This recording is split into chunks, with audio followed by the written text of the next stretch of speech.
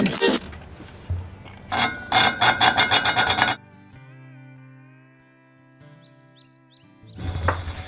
from Tennessee. I have a pretty thick accent.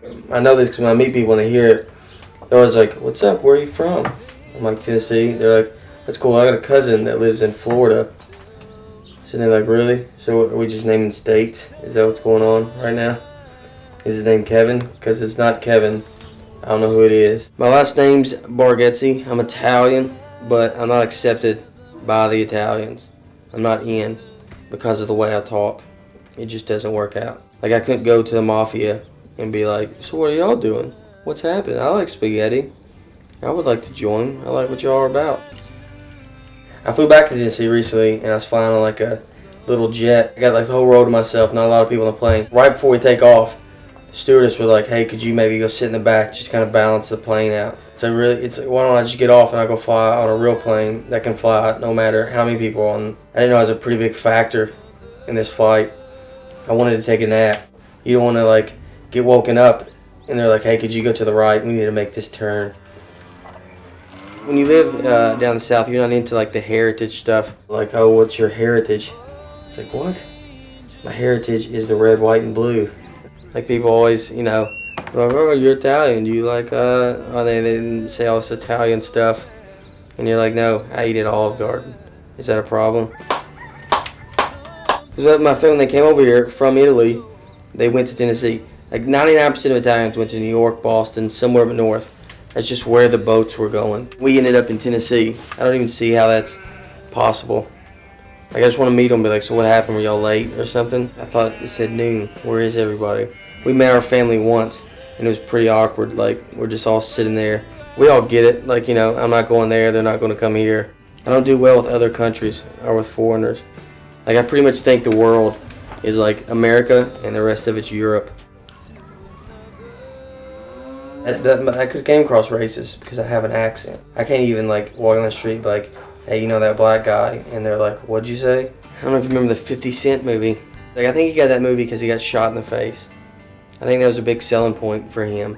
Like, that's a good story. Because there's a lot of great rappers, but they don't all get movies. But if they're giving movies to people that got shot in the face, my cousin got shot in the face. But he's probably not going to get a movie because it'd be an awful movie. Because, one, he's a redneck. It'd be exciting for like the first 30 minutes when he got shot in the face. But then after that, it'd be like 2 hours of him just beating his wife. Just be sitting there like, "Is she going to leave?" Nah, she stays, man. They have kids and stuff. It gets pretty bad. It's about a 40-year movie. They don't show up for Christmas and stuff. It's ugly. I drive a lot in the city. Parking gets bad. Let me tell you when parking gets real bad is when you get your friends in the car. Because they don't care if you get a ticket. Your friends are always like in the back seat. They're like, "That's a spot. That's cool. Just pull over right there." Sweet. And you're like, "What? I don't know if we can." They're fine. They don't even check over here. I don't think cops work over here. And you're sitting there like, the reason they don't is we're on the interstate. And they're like, "That car did it. That car's on fire." I'm pretty big on America. When Saddam got hung, I thought that was pretty awesome. I think he was like, "Really? Y'all gonna hang me?" Like, when was the last time y'all hung someone? Like a witch? Like 1800? Like, we had to call a guy that used to hang people. "We got this sweet gig for you, Saddam. What are you doing next Thursday?" We're like, "Hey, do you still have that rope and stuff?" This is gonna get pretty Republican. Al-Qaeda, I'm sick of them. Like, they're always like, "Hey, here's a picture of us burning your flag. That's how much we hate you." Let me tell you how we stop it. We don't have to fight them. All we gotta do is quit selling them our flag. Like, when you see a guy come and he's dressed in Al-Qaeda and he's like, "Hey, I would like one of those flag and some matches," be like, "What's going on here, buddy? What are you going to do with these two things? It's not 4th of July. I watch a lot of TV. The Discovery Channel, pretty big into that. They had a show about these guys climbing Mount Everest.